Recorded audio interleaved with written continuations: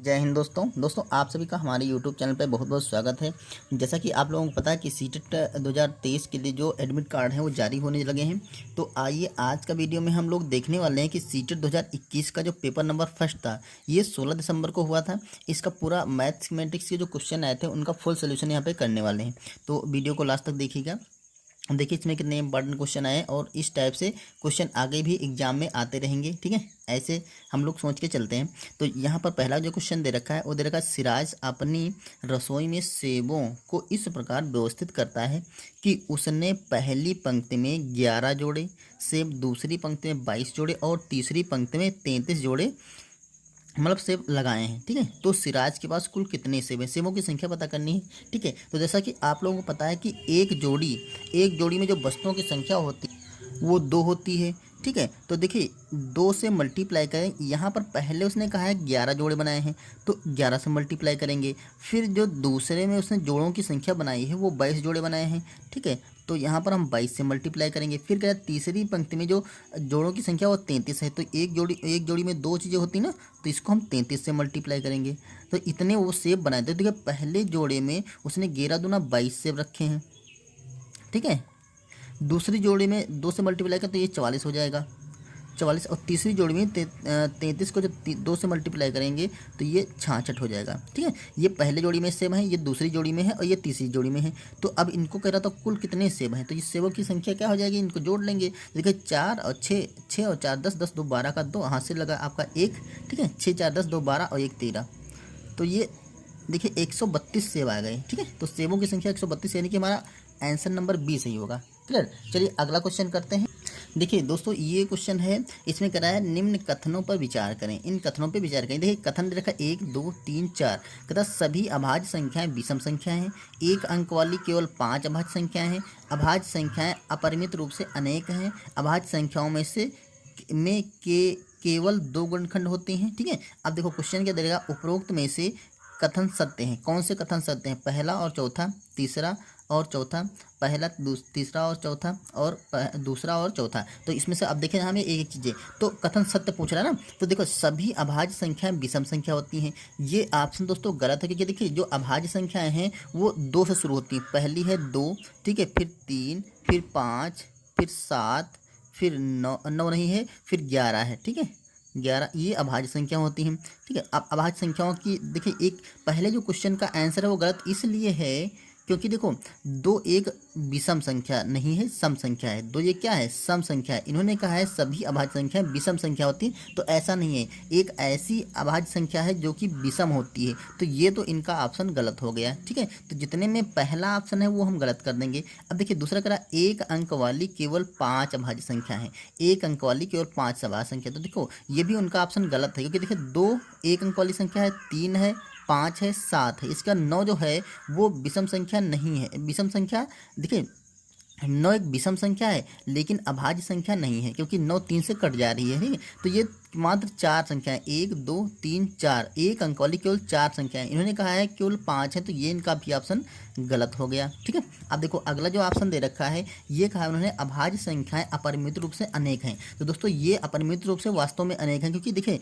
2 से शुरू तो होती हैं, 2 3 5 7 11 13, ठीक है। ये सारी संख्या होती हैं, लेकिन कहाँ तक जाएंगी ये अपरिमित रूप से हमें नहीं पता है। तो ये अपरिमित रूप से अनेक हैं, तो ये वाला ऑप्शन हमारा सही हो जाता है, ठीक है। अब देखो अभाज्य संख्याओं के केवल 2 गुणनखंड, ये बात बिल्कुल सही है, क्योंकि देखो अभाज्य जो संख्या होती हैं कोई भी ले लो उनके 2 गुणनखंड, एक तो खुद 1 होता है, ठीक है, और दूसरा खुद वही संख्या होती है। जैसे हमें अभाज्य संख्या 2 ले लिया तो एक इसके 2 गुणनखंड 1 और 2 हो जाएंगे। तीसरे ले लेते हैं, जैसे हम 11 ले लें तो 1 और गुणे 11, इनके 2 गुणनखंड तो होंगे, एक अपना खुद का होगा, ठीक है, और एक होगा। और एक इसलिए अभाज्य संख्या नहीं होती। आपके दिमाग में चल रहा होगा क्वेश्चन कि एक क्यों नहीं अभाज्य संख्या है। देखिए एक इसलिए नहीं क्योंकि उसके 2 गुणनखंड नहीं है। हर अभाज्य संख्या के 2 गुणनखंड होते हैं, 2 गुणनखंड होते हैं, ठीक है। और एक अगर गुणनखंड करेंगे तो एक हो जाएगा, दूसरा भी एक ही रहेगा, इसलिए ये अभाज्य संख्या नहीं है, क्योंकि इसके 2 गुणनखंड नहीं हैं। तो अभाज्य संख्याओं के केवल 2 गुणनखंड होते हैं, ये भी बात सही है। तो हमारा तीसरा और चौथा ऑप्शन सही हो जाता है। देखो तीसरा चौथा किस में है, ये देखो दिख रहा है तीसरा और चौथा, तो ऑप्शन नंबर में इसमें 3 टिक कर देंगे, ओके। उम्मीद है ये अभाज्य संख्या वाला चीज़ क्लियर हो गई है आपकी। चलिए अगला क्वेश्चन करते हैं। ये कह रहा है एक स्कूल है, स्कूल की एनएसएस इकाई वाले बच्चों को 3/4 किग्रा चीनी के प्रत्येक देखिए चीनी प्रत्येक बच्चे को देने का फैसला लिया गया। मतलब एक बच्चे को 3/4 किग्रा चीनी देने का फैसला लिया गया। अब कह रहा है 28 से ही 1/2 किग्रा चीनी कितने बच्चों को मिली। अब 28 से ही 1/2 किग्रा चीनी है, वो कह रहा है कितने बच्चों को मिलेगी अगर बांटा जाए। देखो एक बच्चे को इतनी मिल रही है, 28 से 1/2 किग्रा कितने बच्चों को मिलेगी, तो इतनी चीनी की मात्रा है 28 से ही 1/2 किग्रा, और एक बच्चे को इतनी मिलती है, तो हम सिंपली एक बच्चे की जो चीनी की मात्रा है उससे भाग कर देंगे तो बच्चों की संख्या आ जाएगी। तो 3/4 से भाग कर देंगे। ठीक है, 3/4 से भाग कर देंगे। अब देखो इसी के भाग करने का क्या तरीका है, अब इसको पहले इम्प्रॉपर फ्रैक्शन में चेंज कर लीजिए। तो इसको मल्टीप्लाई करते हैं और ये वाला जोड़ लेते हैं। तो देखो ये हो जाएगा आपका 2 × 8 = 16, 1 17 का 7, हाथ से लगेगा आपका 1, 2 दूना 4 और 1 5, ये आपका 57 और ये बटा 2 हो जाएगा। अब देखो भाग करने की जो प्रक्रिया होती है वो इनडायरेक्टली गुणा करके होती है। तो यहाँ पर हम गुणा लगा देंगे और इसको पलट देंगे, इसका रेसिप्रोकल कर देंगे। तो जब पलटेंगे तो ऊपर 4 पहुँच जाएगा और नीचे हो जाएगा आपका 3। क्लियर। अब इसको कैलकुलेट कर लेते हैं। देखिए 2 से काटेंगे 2 × 2 और ये 2 दूना 4।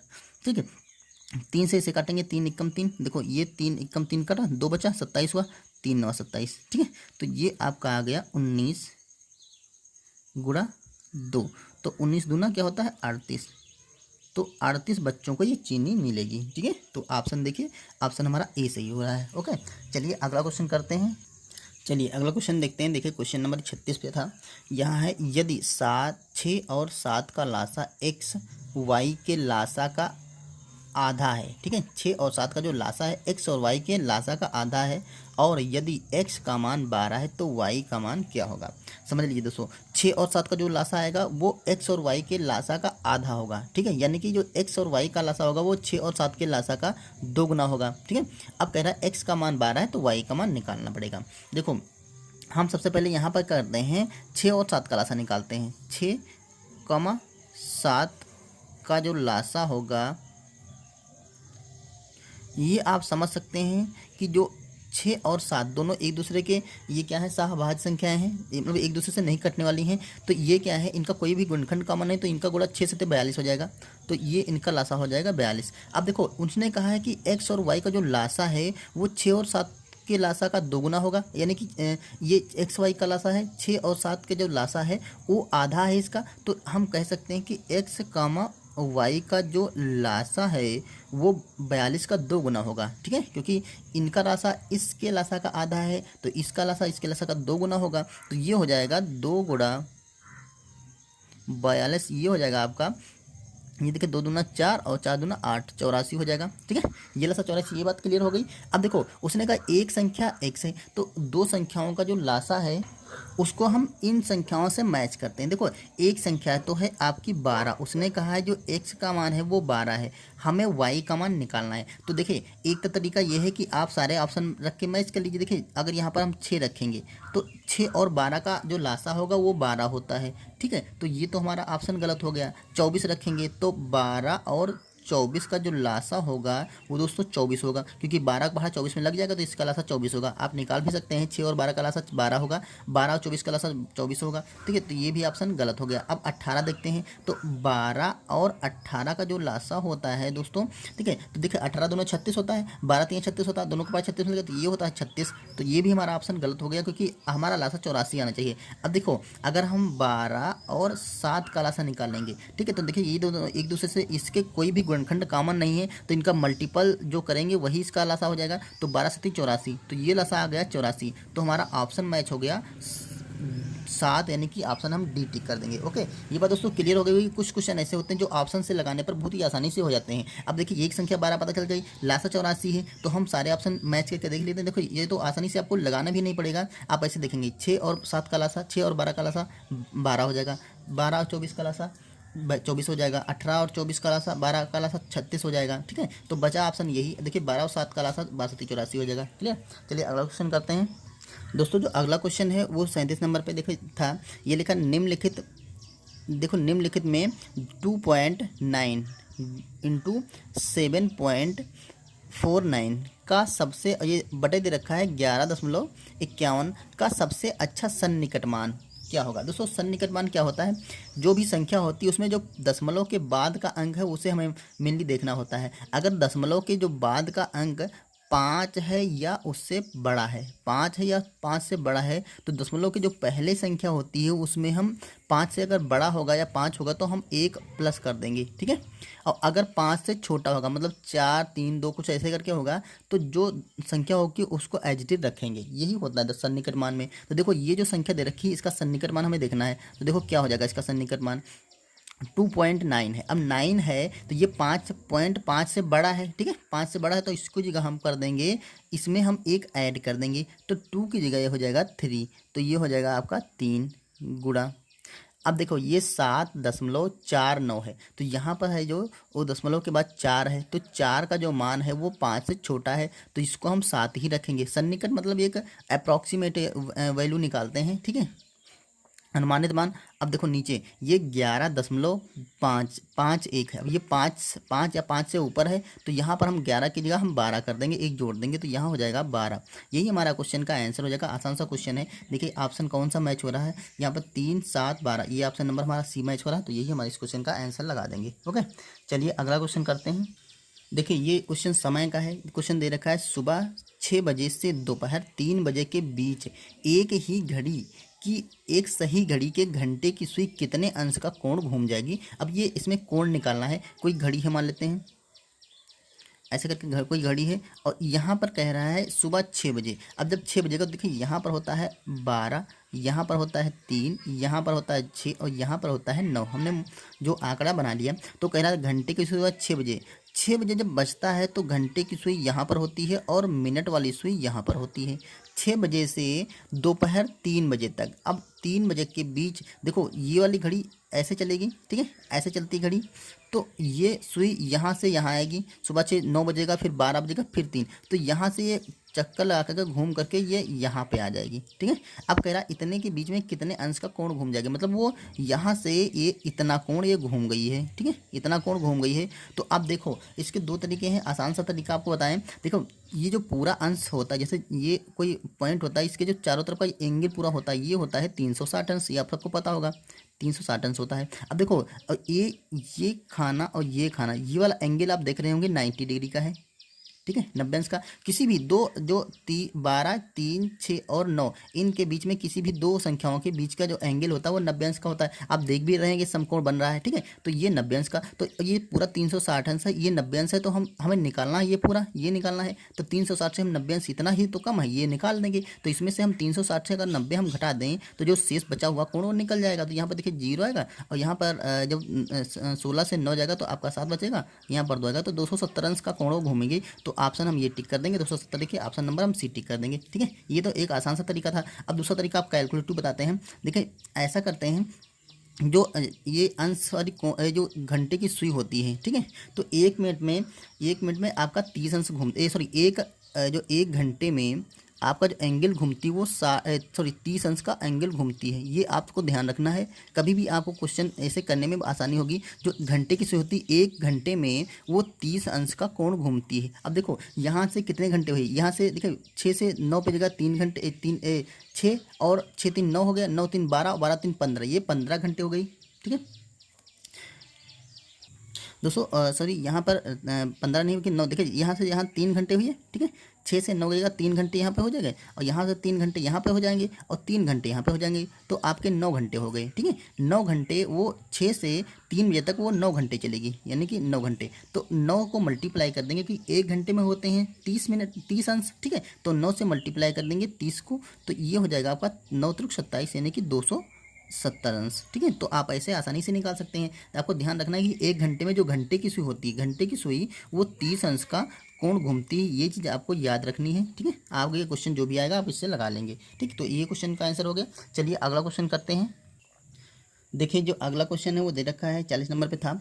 एक आयत की भुजाएं केवल प्राकृतिक संख्याएं का क्षेत्रफल, ये देखिए जो इसका मतलब है जो संख्या भुजाएं हैं वो केवल प्राकृतिक संख्याओं में ही उनकी जो मान है वो है, ठीक है, का क्षेत्रफल 24 सेंटीमीटर स्क्वायर है, 24 वर्ग सेंटीमीटर उसका आयत का क्षेत्रफल है, उसका परिमाप नहीं हो सकता। देखिए यहाँ पर कह रहा है उसने नहीं हो सकता, हो तो सकता है बहुत कुछ, लेकिन नहीं कौन सा होता है ये हमें पता करनी है, ठीक है। तो आयत का जो परिमाप है वो है आपका 24 सेंटीमीटर। नहीं, आयत का जो क्षेत्रफल है वो 24 सेंटीमीटर, इसको 24 स्क्वायर सेंटीमीटर है। तो देखो जो आयत होता है आपको बता दें कुछ इस टाइप का आयत होता है जिसकी लंबाई और आमने सामने की भुजाएं बराबर होती हैं और ये चौड़ाई होती है। तो ये वाली इसके बराबर होती है और ये वाली इसके बराबर होती है, ठीक है सिंपली। अब इसका जो क्षेत्रफल होता है, तो इसका जो क्षेत्रफल होता है वो होता है लंबाई गुणा चौड़ाई।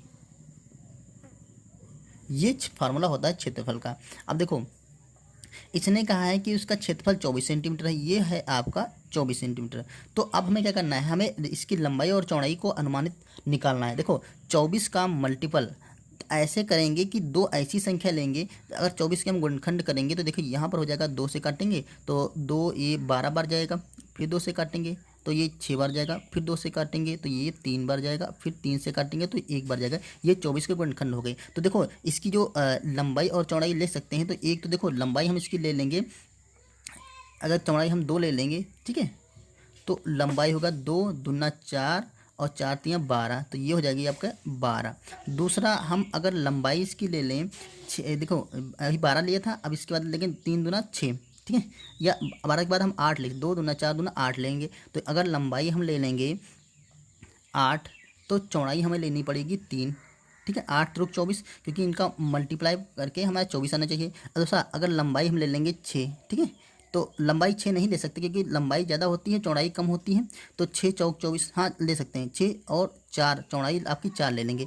तो ये देखिए चौड़ाई 4 हो गई, लंबाई 6 हो गई। तो ये 3 वैल्यू फिक्स होती हैं इसकी लंबाई और चौड़ाई को लेकर, और ऐसे कोई भी संख्या नहीं है दो जिनको गुणा करने पर 24 आ जाएगा, मतलब लंबाई और चौड़ाई। आगे हम ले सकते हैं कि 4 और 6 लिख सकते हैं, लेकिन 4 उसकी चौड़ाई नहीं हो सकती क्योंकि लंबाई बड़ी होती है चौड़ाई कम होती है, ठीक है। तो ये 12, 8 और 6 लंबाई हो जाएगी और 2, 3 और 4 ये चौड़ाई हो सकती है। अब उसने देखो कहा है उसका क्षेत्रफल इतना, ये तो कंडीशन तीनों फिट हो रही। अब उसने कहा है कि उसका परिमाप नहीं हो सकता, तो उसका परिमाप कौन कौन सा नहीं होता। देखिए परिमाप क्या होता है इसका, जो परिमाप होता है वो होता है 2 गुणे ब्रैकेट में लंबाई प्लस चौड़ाई, ये होता है परिमाप, ठीक है। अब देखो इसमें हम फिट करते हैं कौन कौन सी मान आएंगे। देखो पहला अगर ले लेते हैं 2 गुणे लंबाई प्लस चौड़ाई, तो यहाँ पर 2 गुणे लंबाई और चौड़ाई को जोड़ेंगे तो 12 और 2 14 हो जाएगा, तो ये 14 हो जाएगा, तो ये बराबर हो जाएगा 14 गुना 28। तो देखो 28 इसमें से तो हो सकता है, तो ये तो हमारा ऑप्शन गलत हो गया, ये तो नहीं ले सकते हैं, ठीक है। और क्योंकि 28 ने कहा है कौन सा नहीं हो सकता है। दूसरा लेते हैं 2 गुणा, हम लेंगे ये वाला 8 और 3 ले लेंगे, तो 8 और 3 मिलकर क्या हो जाएगा आपका 11 हो जाएगा, तो ये हो जाएगा 11 दूना 22। तो ये 22 भी देखिए इसमें दे रखा है, ये भी नहीं ले सकते, ये भी ऑप्शन हमारा गलत हो गया। तीसरा लेते हैं हम ये वाली 2 गुणे 10 और 4, 10 और 6 और 4 हो जाएगा आपका 10, तो ये हो जाएगा 10 गुना आपका 20, तो ये भी आपका हो जाएगा, ठीक है। तो ऑप्शन देखिए ये वाला भी आपका हो सकता है, इसका मतलब 25 आपका नहीं हो सकता है। इसमें से कोई ऐसे मान नहीं जो कि हमारा परिमाप इसका 25 ला दें, अतः हम ऑप्शन नंबर सी टिक कर देंगे। हमारा आंसर इसका क्या है, उसने कहा था नहीं हो सकता परिमाप, तो नहीं 25 नहीं हो सकता। ओके, ये क्लियर हो गई होगी, ठीक है। तो चलिए अगला क्वेश्चन करते हैं। देखिए यहाँ पर कह रहा है किसी मानचित्र पर 1 सेंटीमीटर भूमि 400 किमी निरूपित करती है, ठीक है। जो मानचित्र होता है उसमें छोटा सा खाना होता है ना, कि 1 सेंटीमीटर को उसने बताया कि भूमि कहीं पे जब नापेंगे तो 1 सेंटीमीटर की जो मान है पैमाना वो 400 किलोमीटर निरूपित किया गया है। यदि दो नगरों के बीच 3400 किमी है, ठीक है, दो नगर 3400 किमी पर हैं, तो मानचित्र पर उनकी दूरी क्या दिखाएंगे। नगर 3400 किलोमीटर है, ठीक है, तो उसकी मानचित्र पर दूरी हमें पता करनी है कि कितनी होगी। तो देखिए एक तरह से इससे ऐसे लगाइए, देखिए 400 जो किमी है, 400 किमी ये है आपकी भूमि पर, ठीक है। इसको जो मानचित्र पर दिखाया जा रहा है, क्योंकि हमें मानचित्र पर पता करनी है ना, तो यहाँ पर मानचित्र पर वो 1 सेंटीमीटर निरूपित करता है, ये बात क्लियर। तो देखो अब हम एक एक नियम लगाएंगे यहाँ पर। तो एक किलोमीटर की जो दूरी है उसे हम कितना निरूपित करेंगे, 1 बटा ये 400 नीचे चला जाएगा, 1/400 सेंटीमीटर। इतने सेंटीमीटर 1/400 कितना भी मान हो, इतना सेंटीमीटर वो निरूपित करेंगे 1 किलोमीटर के लिए, ठीक है। 1 किलोमीटर पे इतना सेंटीमीटर हम किस पे मानना है, ये देखिए ये मानचित्र पे है, ठीक है, ये मानचित्र पर, ये भूमि पर है, ठीक है, ये भूमि पर। अब हमें निकालना है 3400 किलोमीटर। दो नगर है ना, भूमि पर होगा तो नगरों की दूरी है 3400 किलोमीटर। तो अब 3400 का मान हमें निकालना है, हमारा आंसर आ जाएगा। तो देखिए दोनों तरफ हम 3400 से मल्टीप्लाई करेंगे, तो यहाँ पर 3400 से मल्टीप्लाई करेंगे 1 को, तो ये हो जाएगा आपका 3400 किमी, बराबर यहाँ करेंगे 1/400 गुणा 3400, ये हो गया। अब देखो ये कैंसिल हो गया, ये वाला ये कैंसिल हो गया। अब 4 से इसे कट करेंगे, 4 एकम 4, इसे कट करेंगे 4 एकम 4, ठीक है। सॉरी 4 नहीं, यहाँ पे देखिए एक बार नहीं लगेगा, 34 है ना, तो 4/32 8 बार लगेगा, 4/32। अब बचा आपका 2, ठीक है, तो लगा दें दशमलव और 2 के आगे जीरो बनाएंगे तो 20 हो गया, तो 4 पंचे 20, तो ये आपका आ गया 8.5। ये सेंटीमीटर में चला तो ये सेंटीमीटर हो जाएगा, तो 8.5 सेंटीमीटर इसको हम मानचित्र पर निरूपित करेंगे। तो ऑप्शन देखिए, ऑप्शन हमारा सी कर रहा है 8.5 सेंटीमीटर। ओके, चलिए नेक्स्ट क्वेश्चन देखते हैं। देखिए अगला क्वेश्चन है जो वो प्रत्येक संख्या के अंकों को पहचान कर अगली संख्या बताओ। इसके देखो ये एक सीक्वेंस में चले हैं, इनको पहचान कर हमें यहाँ पे अगली संख्या कौन सी होगी वो ऑप्शन में देखना है, ठीक है। तो देखो यहाँ पर सिंपल सा देखिए, पहली संख्या क्या चल रही है, जो पहला सैकड़े का अंक है वो 9 है, फिर 8 हुआ, फिर 7 हुआ, फिर 6 हुआ, तो यहाँ पर क्या आने वाला है, यहाँ पर आपका अंक आने वाला है 5, ठीक है। ये चल रहा ना सीक्वेंस, 9 8 7 6, तो यहाँ पर 5 आएगा। फिर देखिए यहाँ पर 1 है, फिर 2 हुआ, फिर 3 हुआ, फिर 4 हुआ, मतलब एक अंक बढ़ रहा है, 1 2 3 4, तो यहाँ पे आएगा आपका 5, ठीक है। अब यहाँ पर देखिए 0 1 2 3, तो यहाँ पे आ जाएगा 4, तो सिंपली आपका 554 आ गया। आसान सा क्वेश्चन था, यही हमारा आंसर हो जाएगा। तो 554 ऑप्शन नंबर हम इसमें ए टिक कर देंगे। क्लियर, चलिए अगला क्वेश्चन देखते हैं। देखिए यहाँ पर दे रखा है एक बच्चे के 5 विषयों में अंकों का माध्य 74 है, ठीक है। 5 विषय उसमें अंकों का माध्य 74 है, उनमें 3 विषयों में से 70 75 और 80 अंक प्राप्त किए, तो शेष 2 विषयों के अंकों का माध्य क्या होगा। दोस्तों पहले तो आप माध्य समझ लीजिए, जो माध्य होता है या समांतर माध्य बोलते हैं या माध्य बोलते हैं, माध्य ये होता है, सॉरी ये कुछ गलत हो गया लिखने में, माध्य बराबर होता है पदों का योग बटे पदों की संख्या, ठीक है। जितने भी जैसे 5 विषय हैं तो पांचों विषयों के जो अंक होंगे उनको सबको हम ऐड कर देंगे, ठीक है। पांचों विषयों के अंकों को ऐड कर देंगे, बटे इनकी संख्या कितनी है 5 है, तो 5 से हम भाग कर देंगे। ये होता है माध्य, मतलब पदों का योग बटे उनकी संख्या होती है, ये माध्य का फॉर्मूला होता है। तो इसी बेस पे हमें लगाना है। तो 5 विषयों के अंकों का जो माध्य इतना दे रखा है, तो उसने कहा है कि 5 विषयों में से 3 विषय यहाँ पर दे रखे हैं, तो 2 विषय हमें नहीं पता है। अब देखो माध्य दे रखा है 74, तो ये जो 74 है वो बराबर होगा, 2 विषय में नहीं पता है, तो मान लेते हैं हमें एक विषय है x, एक विषय में जो अंक आए हैं वो x हैं, दूसरे विषय में अंक आए हैं तो वो y हैं, ठीक है। और तीसरे विषय में आपके कितने हैं 70, फिर हैं 75, फिर हैं 80। देखो पांचों विषयों को हमने योग कर दिया, बटे उनकी संख्या क्या है 5 है। अब इसे हम कैलकुलेट करेंगे, पहले इसे कैलकुलेट करेंगे। देखिए तो यहाँ पर क्या होगा आपका 74 बराबर ये है x प्लस वाई, इसको तो हम जोड़ नहीं सकते, प्लस यहाँ पर देखिए कितना आ जाएगा, ये हो जाएगा आपका 5 और 8 7 15 और 7 15 7 हो जाएगा, 7 2 7 5 12, यानी कि 22 हो जाएगा। तो ये 22 हो जाएगा, ठीक है। तो 225 बचेगा और नीचे बचेगा आपका 5, ठीक है। अब देखो इसे कैलकुलेट करने के लिए क्या करेंगे, यहाँ पर हम 1 मानेंगे, इसे क्रॉस मल्टीप्लाई कर देंगे। तो जब क्रॉस मल्टीप्लाई करेंगे तो इधर देखिए हम यहाँ सॉल्व करते हैं, यहाँ पर क्रॉस मल्टीप्लाई 75 को 74 को 5 से मल्टीप्लाई करेंगे, यहाँ पर x प्लस वाई प्लस 225, ये आपका बराबर थोड़ा छिपरा होगा। देखिए यहाँ बराबर हो जाएगा, 5 से मल्टीप्लाई करो, 5 चक्कू 20 का 0 और 5 सत्ते 35 36 37, ये 370 हो जाएगा, ठीक है। अब देखो हमें एक्स वाई का मान यहाँ से निकल गया, x प्लस वाई बराबर 370 माइनस 225, क्योंकि 225 इधर प्लस का इधर जाएगा माइनस का हो जाएगा। अब देखो यहाँ पर ये मान आ गया, 5 से 5 10 से 5 जगह तो 5 बचेगा, यहाँ पर 6 से 2 जगह तो आपका 4 बचेगा, यहाँ पर 3 से 2 जगह तो 1, x प्लस वाई का जो मान होगा 145 होगा। ये बात क्लियर। अब देखो उसने कहा है इनके जो शेष 2 विषय हैं, ये 2 विषय हैं, इनके अंकों का माध्य पूछ रहा था। तो माध्य का मतलब क्या होता है, पदों का योग बटे पदों की संख्या। तो 2 विषयों का माध्य निकालना, तो 2 विषयों का योग तो दे रखा है, बटे इनकी संख्या से हम भाग कर, तो ये देखो योग इनका इतना आया है, तो इनकी संख्या कितनी है, इनकी संख्या है आपकी 2, तो इसको 2 से भाग करेंगे, तो इसको भी 2 से भाग करेंगे, तो ये क्या हो गया x प्लस वाई का माध्य हो गया।